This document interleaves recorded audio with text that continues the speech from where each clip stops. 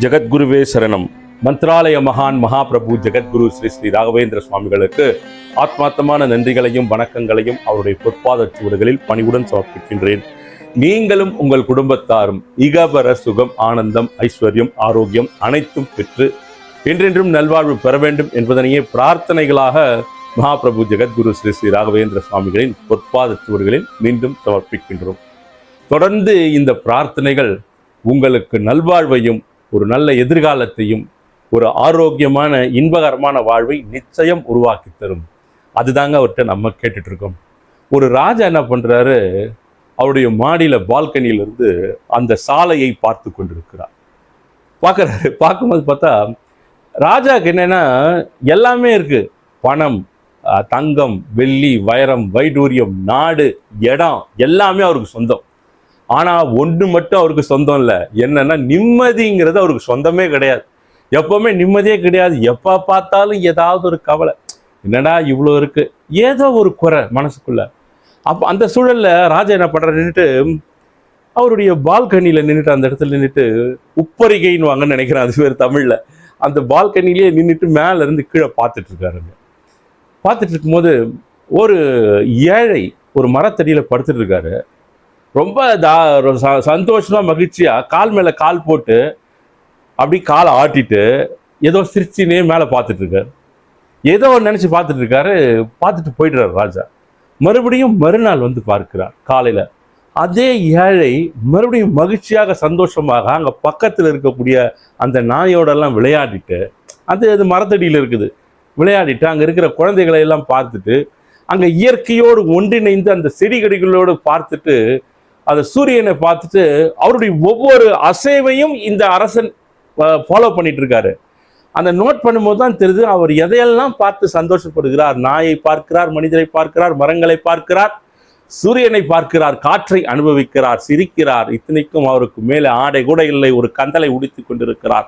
படுத்து கொண்டு கால் மேல் கால் போட்டு விட்டத்தை பார்க்கவில்லை. விட்டமாக அந்த ஆகாயமே இருக்கும் பொழுது அது பற்றி கவலையே இல்லாமல் சிரித்து கொண்டிருப்பது எப்படி இந்த ஏழை அப்படின்னு சொல்லிட்டு இந்த அரசனுக்கு ஒரு மிகப்பெரிய சந்தேகம் வந்தது. என்னடா இவ்வளோ இடத்த வச்சிருக்கோம், இவ்வளவு பெரிய சாம்ராஜ்யம் நம்புது, நமக்கு வராத சந்தோஷம் எப்படிடா இவனுக்கு இந்த ஏழைக்கு வந்தது? காவலாளியை கூப்பிடுறான், போயிட்டு அழைத்து வாருங்கள் அந்த ஏழையை அப்படின்றார். உடனே காவலாளி என்ன பண்றாங்க, நேரா போறாங்க. போயிட்டு உன்னை அரசர் அழைத்து வர சொன்னாங்க. ஐயோ, நான் எந்த தப்பும் பண்ணலையேங்க, நான் பாட்டுக்கு என் வேலையை பார்த்துட்டு இங்க படுத்துட்டு சின்ன சின்ன வேலைங்களை செஞ்சுட்டு இங்க இருக்கேன். அவ்வளோ பெரிய குற்றமா? அரசர் என்னை கூட்டிட்டு வர அளவுக்கு 2 காவலர்கள் வந்து என்னை அழைத்து செல்லும் அளவிற்கு நான் என்ன குற்றம் செய்தேன் அப்படின்னு சொல்லிட்டு அந்த ஏழை கேட்கிறாரு. நீ குற்றம் என்ன பண்ணன்னு எங்களுக்கு தெரியாது, இது அரசரோட உத்தரவு, உடனடியாக நீ எங்களுடன் புறப்பட வேண்டும். ஐயோ, எனக்கு பயமா இருக்குங்க, நான் வரல. அப்படி இல்லை, நீ வந்துதான் ஆக வேண்டும், வரவில்லை என்றால் உன்னை இழுத்து கொண்டு செல்வோம் அப்படின்னா இந்த ஏழைக்கு என்ன பண்றதுன்னே தெரியல. சரி வாங்க போலாம், எல்லாம் அந்த இறைவன் விட்ட வழி அப்படின்னு சொல்லிட்டு அந்த காவலாளிகளுடன் இந்த ஏழை அந்த அரண்மனைக்கு செல்கிறார். அரண்மனையில் அரசர் பெரிய சிம்மாசனத்தில் அமர்ந்து கொண்டிருக்கிறார். என்னதான் பெரிய சிம்மாசனத்தில் உட்கார்ந்தால் கூட, பெரிய கிரீடங்கள் அணிந்தால் கூட, அவர் மிகப்பெரிய உயர்ரக ஆடை அணிந்து கவசங்கள் அணிந்து கொண்டிருந்தால் கூட, உள்ளுக்குள் உண்மையாக இருக்கக்கூடிய அந்த உள்ளத்தில் ஒரு சந்தோஷமும் இல்லை, மகிழ்ச்சியும் இல்லை. இதெல்லாம் இருந்து வெளி தோற்றம் என்னத்துக்கு பிரயோஜனம்? ஒன்றும் பிரயோஜனம் கிடையாது. நாடகத்தில் நாம் அணிந்த ஒப்பனை, போட்ட உடை மாதிரியும் அணிந்த உடை மாதிரியும் ஒரு ஒப்பனை மாதிரி தான் இருக்கு. அரசன் சோகம் தோய்ந்த முகத்துடன் என்ன பண்ணலாம் அப்படின்னு யோசிக்கிறான். யோசிச்சிருக்கும் போது அந்த ஏழை வரும். உடனே அரசர் என்ன பண்றாரு, இறங்கி வேகமா ஓடி போயிட்டு காவலாளி நீங்க போலாம் அப்படின்னு காவலாளிகள் போயிடுறாரு. அரசே, நான் என்ன தவறு செய்தேன்னு என்னை இங்கே கூட்டு வந்திருக்கீங்க அப்படின்னு சொல்லிட்டு இந்த ஏழை கூன் வளைந்து கேட்கிறார். இல்லை இல்லை, உன் பேர் என்ன அப்படின்னு கேட்குறாரு. எங்கள் அப்பா அம்மா வச்ச பேர் பரந்தாமன் அப்படிங்கிறார். பரந்தாமன், அற்புதமான பேராச்சு. பரந்தாமன், நீ ஒரு ஏழை தானே? பரம ஏழை சாமி, என்கிட்ட இருக்குன்னு சொல்றதுக்கு இந்த கட்டி கொண்டிருக்கக்கூடிய கந்தலை தவிர என்னிடத்தில் வேறொன்றும் இல்லை. சரி, எனக்கு ஒரு சந்தேகம், வெட்கத்தை விட்டு கேட்கிறேன் அப்படின்னு சொல்லிட்டு இந்த அரசன் சுற்றும் பார்க்கிறான். யாருமே இல்லை, இருந்த காவலாளிகளையும் சென்று விட்டார்கள். பரந்தாமா, என்கிட்ட இவ்வளோ இருக்கு, எவ்வளோ சொத்துக்கள் இருக்குது, தங்கம் இருக்குது, வெள்ளி இருக்குது, வைடூரியம் இருக்குது, நாடுகள் இருக்குது, படைகள் இருக்குது, இவ்வளோ பெரிய அரண்மனை இருக்கிறது, ஆடை இருக்கிறது, ஆபரணங்கள் இருக்கிறது, மக்கள் இருக்கிறார்கள். கைத்தட்டினால் 1000 பேர் என்னை சுற்றி வந்து நின்று எனக்கு சேவகம் பார்க்க தயாராக இருக்கிறார்கள். இவ்வளவுதான் இருந்தால் கூட, இவையெல்லாம் எவ்வளவோ இருக்கின்றால் கூட எனக்கு மனசுக்குள் நிம்மதியே இல்லை, சந்தோஷமே இல்லை. உன்னிடம் இருக்கிறது, என்னிடம் இல்லாத ஒன்று உன்னிடம் இருக்கிறது. நான் உன்னை தொடர்ந்து கண்காணித்தேன், உன்னுடைய இயல்பை பார்த்தேன், நீ எவ்வாறெல்லாம் வாழ்க்கை வாழ்ந்து கொண்டிருக்கிறாய் என்று ஒவ்வொரு நாளும் நின்று ரசித்தேன். அந்த ரகசியத்தை நீ எனக்கு சொல்லித்தர வேண்டும் அப்படின்றார். அரசே அப்படின்னு பரந்தாமனுக்கு அப்போதான் கொஞ்சம் தைரியம் வந்து கொஞ்சம் அப்படி நிமிர்ந்து நிற்கிறார். என்ன அரசே அப்படி கேட்டுட்டீங்க நீங்க அப்படின்னு. ஆமாம் பரந்தாமா, என்கிட்ட அந்த நிம்மதியே இல்லை. நாம் நிறைய பேரை பார்த்துருக்கலாங்க. சிலருக்கு பார்த்தீங்கன்னா எல்லாருக்கும் நிம்மதி இருக்காது, சிலருக்கு பார்த்தீங்கன்னா எதுவுமே இருக்காது, நிம்மதி இருக்காது. இங்கே இருக்குது இல்லைன்றது தான் பிரச்சனை, நிம்மதின்றது பிரச்சனை இல்லை. ஒன்று இருந்தாலும் பிரச்சனை, இல்லைனாலும் பிரச்சனை. வாழ்க்கை அதை பற்றி யோசிக்காது. அது உங்கள்கிட்ட இருக்கான்னு யோசிக்காது, இல்லையான்னு யோசிக்காது. அது பாட்டுக்கு ஒவ்வொரு நாளும் கடந்து கொண்டு சென்று கொண்டு தான் இருக்க வேண்டும். ஒவ்வொரு நாளும் நம்முடைய ஆயுளில் ஒரு நாளை நாம் இழந்து கொண்டுதான் இருப்போம். இந்த பூமி பந்தில் நிற்கின்ற அந்த காலத்தின் அளவை நிச்சயம் நீ வேணும்னு சொன்னாலும் சரி, வேணான்னு சொன்னாலும் சரி, ஒவ்வொரு நாளும் கழிந்து கொண்டுதான் இருக்கும். நீ ஒரு மூலையில் அழுது கொண்டு உட்கார்ந்தாலும் சரி, இல்ல வானத்தில் வானூர்தியில் பறந்தாலும் சரி, இல்ல நீ என்னதான் பண்ணாலும் சரி, எது பண்ணாலும் காலமும் நேரமும் மனிதனுக்காக காத்திருக்காது. இதை மனிதர்கள் நிச்சயம் உணர்ந்து கொள்ள வேண்டும். ஆனால் இந்த வாழ்க்கை அவர்களுக்கு அதை உணர்த்தாது. அவர்கள் சிக்கி சின்னாபின்னமாகி கொண்டிருக்கிறார்கள். சுற்றி இருக்கக்கூடிய சிக்கல்கள் அவர்களாகவே உருவாக்கி கொண்டது. நாமவே வழியே சென்று ஒரு கொல்லிக்கட்டை எடுத்து நம்மளுடைய தலையை சொரிந்து கொண்டால் போடுறது. அது நாமே பிரச்சனையில் மாட்டிக்கொள்கிறோம். சொல்றேன் இல்லையா, ஏன்பா இந்த மாதிரி பண்ண, நீயே வழியே சென்று ஒரு வினையை விலைக்கு வாங்கி வந்து விட்டாய்.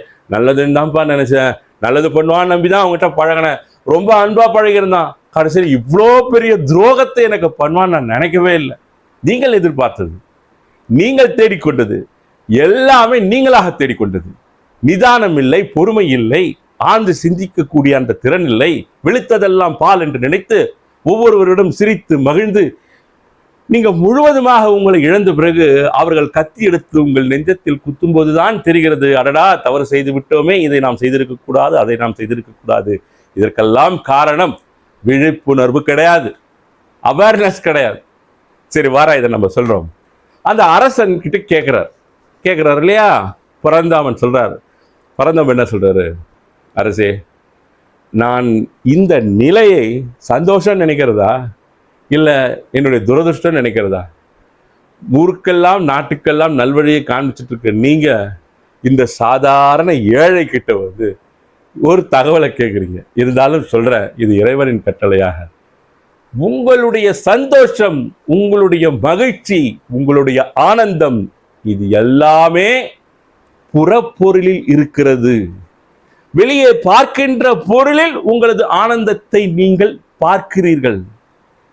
ஆனால் நான் என்னுடைய ஆனந்தத்தை என் உள்ளத்திலே குடியிருக்கக்கூடிய என்னுடைய குருநாதரின் பொற்பாத கமலங்களில் இருப்பதாக நினைத்து கொண்டு அதையே உறுதியேற்றுக்கொண்டு என்னாலும் அவற்றை பற்றி மட்டுமே சிந்தித்துக் கொண்டிருக்கிறேன்.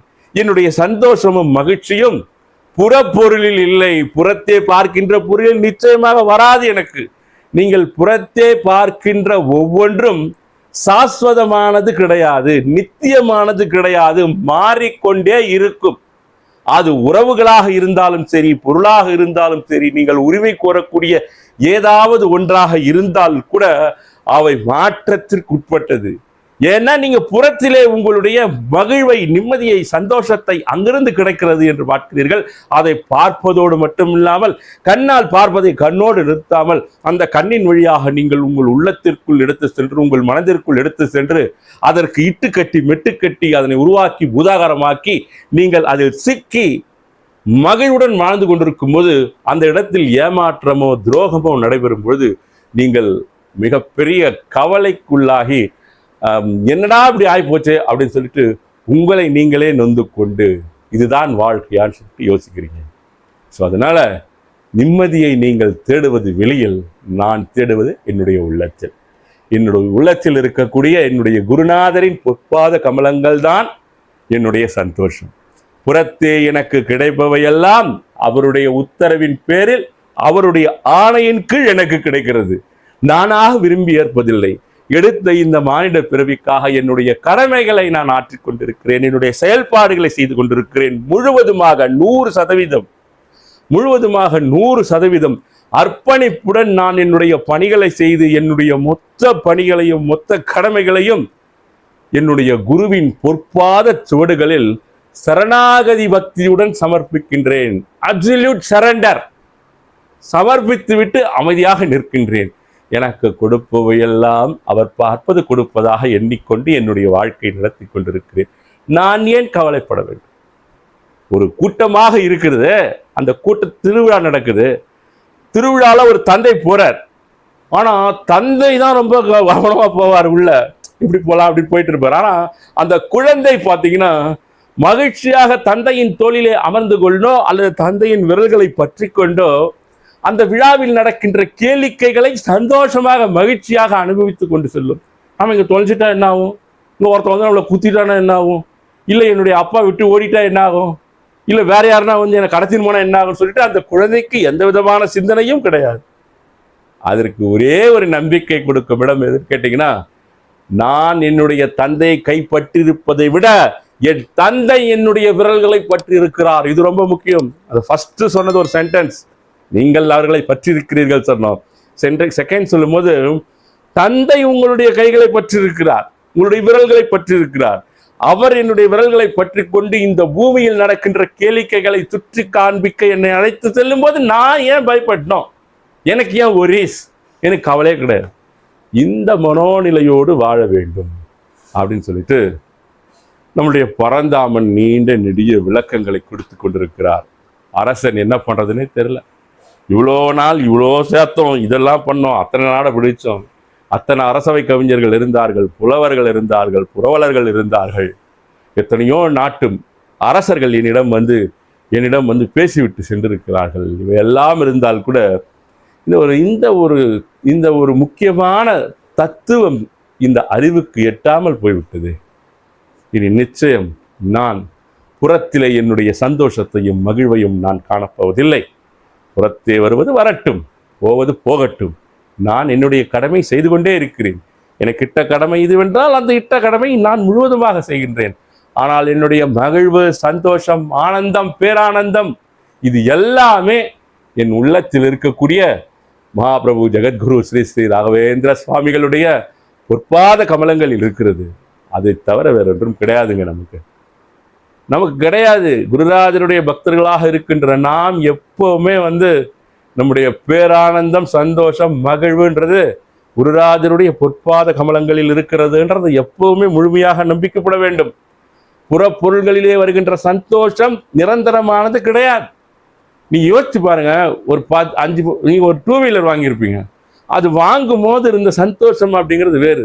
அது காலப்போக்கிலே கழுதை தேய்ந்து கட்டுமானதுன்னு சொல்ற மாதிரி கொஞ்சம் கொஞ்சமா தேய்ந்து கடைசியில் வண்டி எங்கேயோ ஓரமாக நடக்கும் இருக்குங்க. வாங்கின புதுசாக தொடச்சி வெயில் படாமல் நிழல் படாமல் பார்த்து பாதுகாப்பாக ஒரு இடத்த வச்சிருப்போம். ஆனால் இப்போ 10 வருஷம் ஆன பிறகு அந்த வண்டி இங்கே ஓரம் கிடைக்கும். அது வண்டிக்கு மட்டும் கிடையாது, புறப்பொருள்கள் அனைத்திற்கும் அப்படித்தான்.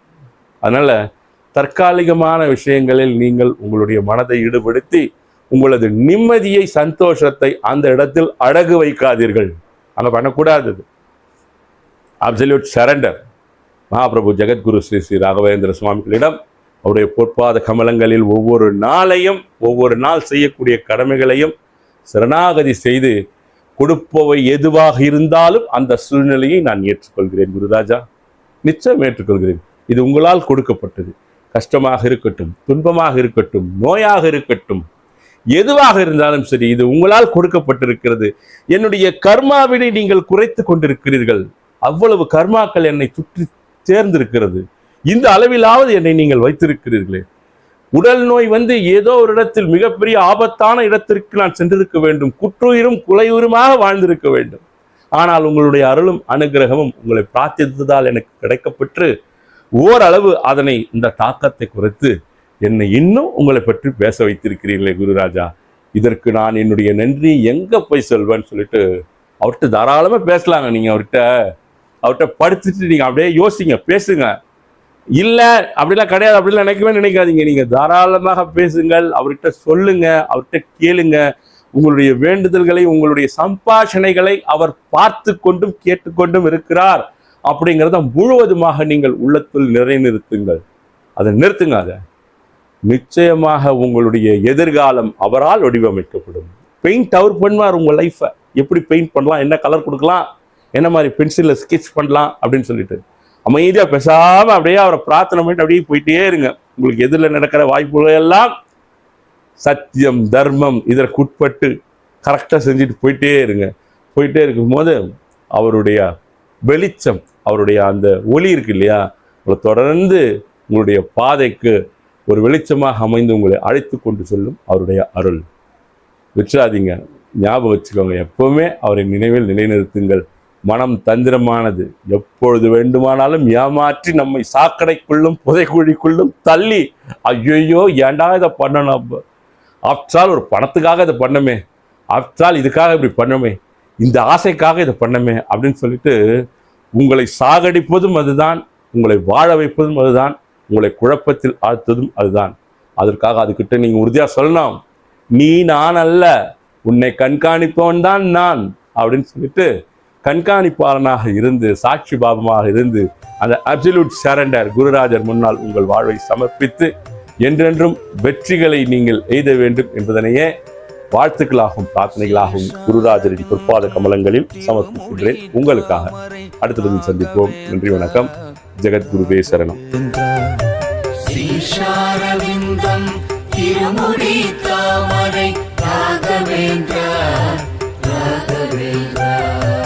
முகாரவிந்தம் திருமுகத்தாமரை ராகவேந்திரா ஸ்ரீ ராகவேந்திரா.